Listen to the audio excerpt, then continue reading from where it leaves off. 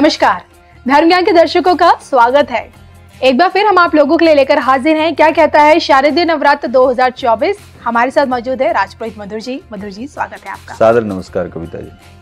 शक्ति का महापर्व शारदीय नवरात्र और इसी नवरात्र का जो तृतीय दिन होता है पूर्णतः चंद्र घंटा देवी का ही माना गया है। और शक्ति के इस रूप की वंदना किस प्रकार आपके जीवन में खुशियां भरती है, विशेषकर किन राशियों के लिए शक्ति का यही रूप फलदायी माना गया है, और इसी के साथ जप तंत्र मंत्र विधि क्या कहती है, संपूर्ण जानकारी आज हम जानेंगे मधुर जी से। बताएं। आज का पवित्र दिन अर्थात 5 अक्टूबर दिन शनिवार, और इस पवित्र दिन पर माँ भगवती चंद्र घंटा की उपासना होगी। चंद्र घंटा की उपासना आपके जीवन में किस व्यक्तित्व को लेकर के आती है और कैसा स्वरूप जीवन में निर्धारित करती है, जिससे आप समाज में अपना जीवन यापन कर सकें। विशेषतः चंद्र घंटा माँ भगवती की जो इनका पवित्र स्वरूप बताया गया है, जब तमाम प्रकार से उनके यज्ञ यजन के समय, तपस्या के समय, जब राक्षसों द्वारा बार बार कहीं न कहीं उन्हें आहत करने की प्रक्रिया जारी हुई, तो उसी समय माँ भगवती के जो उच्च स्वर से जो निकला हुआ नाद था, जैसे घंटा की ध्वनि, इस प्रकार से उस नाद ने ब्रह्मांड में और पृथ्वी को, ये तीनों कहीं न कहीं जल थल नभ तीनों परिस्थितियों को कहीं न कहीं आच्छादित करने वाला वह स्वर माँ भगवती चंद्र घंटा के स्वरों से आच्छादित हुआ, अर्थात समलंकृत हुआ।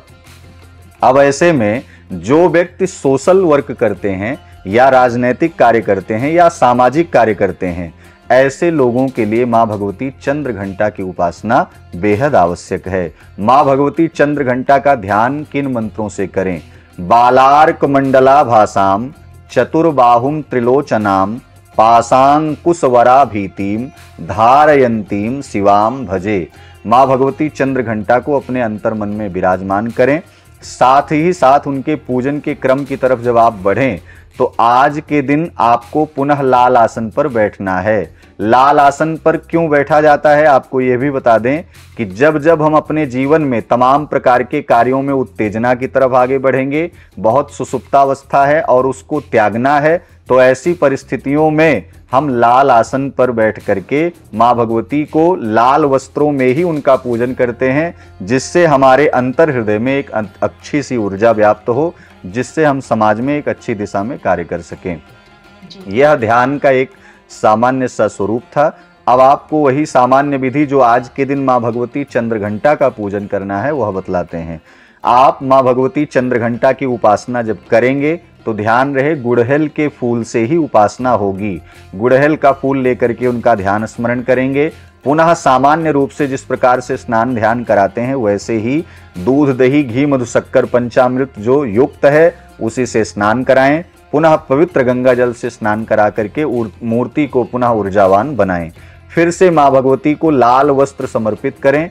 लाल वस्त्र में लाल रक्त सूत्र भी हो सकता है, लाल चुन्नी भी हो सकती है, आदि बहुत सारे लोग सामग्रियों में भी जो है वस्त्रों को चढ़ाते हैं। अब आगे क्या करना है? आज के दिन जो सबसे महत्वपूर्ण विषय है, माँ भगवती चंद्र घंटा को इत्र अवश्य ही चढ़ाना है।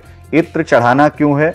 जिस प्रकार से माँ भगवती चंद्र घंटा का स्वरूप वह समस्त राक्षसों के विनाश के लिए रण में हाहाकार करके दौड़ने लगा, ऐसे ही आपके जीवन में आने वाली तमाम बाधाएं और तमाम प्रकार के जो शत्रु हैं, उनकी परिस्थितियों को विपरीत दिशा में ले जाने के लिए और उनका समन करने के लिए आज माँ भगवती चंद्र घंटा को इत्र अवश्य ही चढ़ाना है। अब जो विशेषकर आपको ध्यान रहे कि आज के दिन गुड़हल के फूल की माला भी माँ भगवती को चढ़ेगी। गुड़हल के फूल की माला, तत्पश्चात चंद्र घंटा से निवेदन करिए कि आपके जीवन में एक सुंदर सी कन्या की उत्पत्ति हो, जो कन्या आपके कुल और यश की कीर्ति को आगे बढ़ाने वाली हो, जो राष्ट्र की दिशा को, राष्ट्र की दशा को तय करने वाली हो। ऐसी कन्या की उत्पत्ति के लिए आज के दिन माँ भगवती चंद्र घंटा को दूर्वा अवश्य ही समर्पित करें।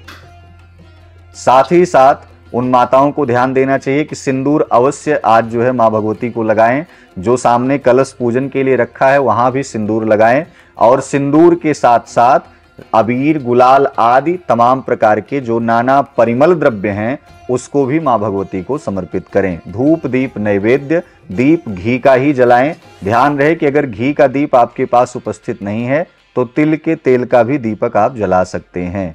आदि पूजन करते हुए जब यह क्रम आगे बढ़ता है तो भोग की बारी आती है। आज के दिन हम माँ भगवती को कौन सा नैवेद्य समर्पित करें, तो आपको बता दें, लाल रंग का बना हुआ पेड़ा अगर घर में बना हुआ है, शुद्ध है, तभी चढ़ाएं। अन्यथा लाल रूप की कोई भी सामग्री हो, लाल रंग की कोई सामग्री हो, वह माँ भगवती को अत्यंत प्रिय मानी जाती है। चंद्रघंटा के रूप में आप वह सामग्री को चढ़ा करके माँ भगवती को प्रसन्न कर सकते हैं।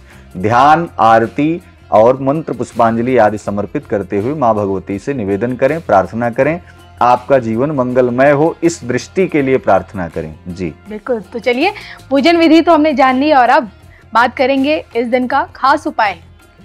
आज के दिन घी का दीपक, जिस दीपक से आप आरती करेंगे वही दीपक, उसमें घी पर्याप्त रूप से हो और आप उत्तर दिशा में, घर के उत्तर दिशा में, अगर जहां पूजन स्थल है वहां से हट करके आप उत्तर दिशा में उस दीप को सुरक्षित स्थापित करें।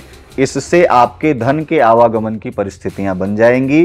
साथ ही साथ माँ भगवती चंद्रघंटा की कृपा से उस घर की संपूर्ण नकारात्मकता वह समाप्त हो जाएगी। विशेषता आपको यह जरूर कार्य कर लेना चाहिए कि आज के दिन यह दीपक तो जलाना ही जलाना है, साथ साथ एक लौंग की 2 टिकिया आप रखें, छोटे छोटे कपूर के 2 टुकड़े, और उस पे लौंग 5 फूल लौंग भी रखनी है। यह जला करके आप संपूर्ण पूरे घर में दिखाने के साथ साथ वहीं पूजन स्थल पर ले जाकर के रख दें।